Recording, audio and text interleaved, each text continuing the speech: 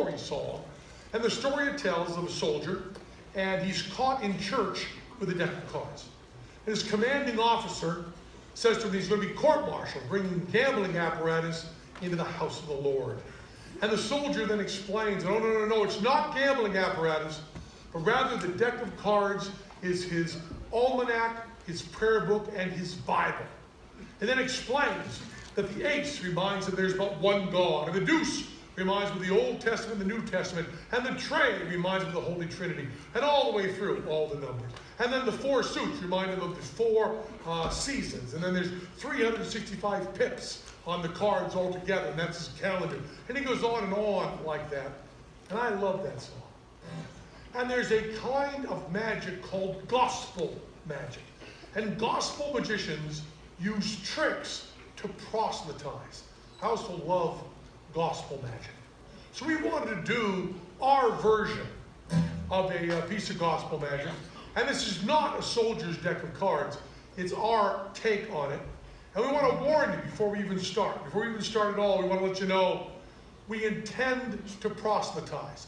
That's our plan in this. We're going to proselytize right now. You all set to it? Try not to rush the tempo.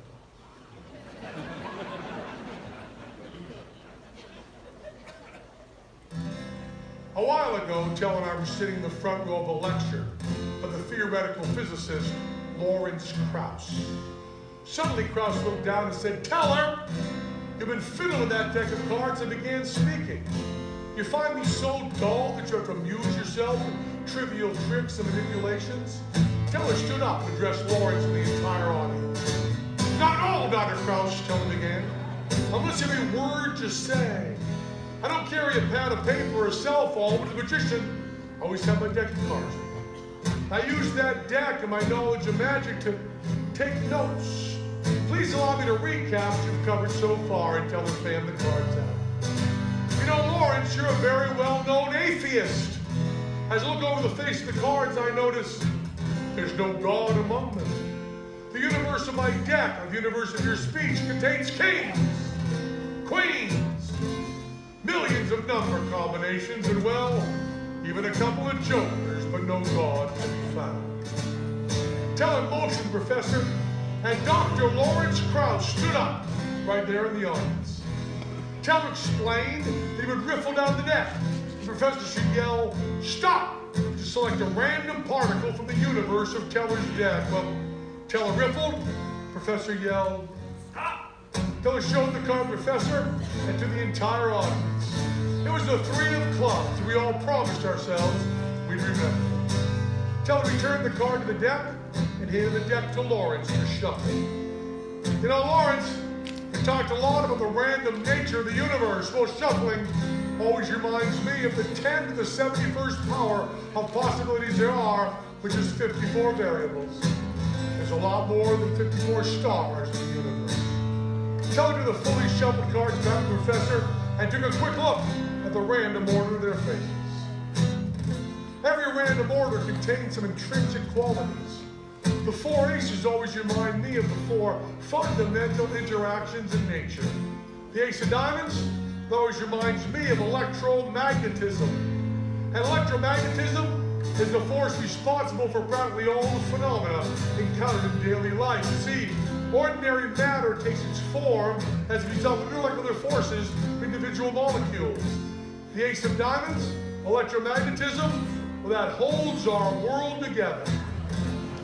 The other force encountered in daily life is gravity, the ace of hearts, which individual particles attract with a force proportional to their masses. And that leaves the strong interaction, the weak interaction. Well, the strong force, that's the ace of spades. And that binds protons and neutrons together in the nucleus of the atom. And that leaves the good old weak force, the ace of clubs, which is responsible for radioactive decay of the nuclei and hydrogen fusion of the stars. Now, someday, there may be an accepted unified field theory and all these cards be in one suit. But until then, the four suits remind me of the four fundamental interactions in nature. And with that, Teller threw most of the cards to the audience. He said, "These few cards remaining, they remind me of the cosmological constant." Oh, it's an amazing constant. Even the space gets bigger, the energy density remains the same. Let's measure. 1, 2, 3, 4, 5, 6. Try to change that density by throwing out 1, 2, 3 cards.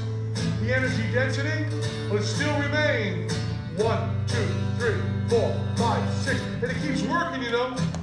I can throw out 1, 2, 3 cards, still have 1, 2, 3, 4, 5, 6. It's counterintuitive to me. How can that be to throw out 1, 2, 3 cards, still have 1, 2, 3, 4, 5, 6. It's amazing. I mean, I can really do it. I can just throw out 1, 2, 3 cards, still have 1, 2, 3, 4, 5, 6. I can do this forever. Drop 1, 2, 3 cards, still have 1, 2, 3, 4, 5, 6.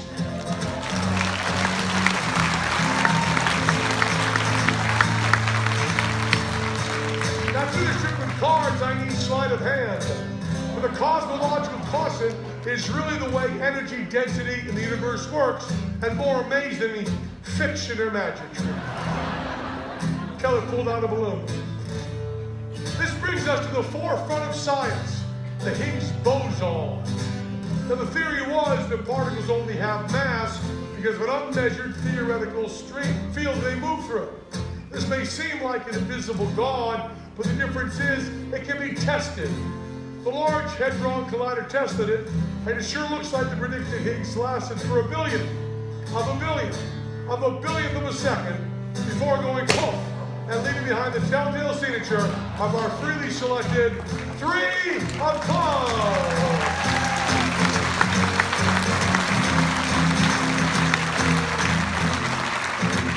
Which lasted just long than measured before vanishing. Tell took a breath. He said, "Let my hands represent quantum nothingness." Professor Lawrence Krauss looked and he said, "Tell her, please, just sit down and shut up."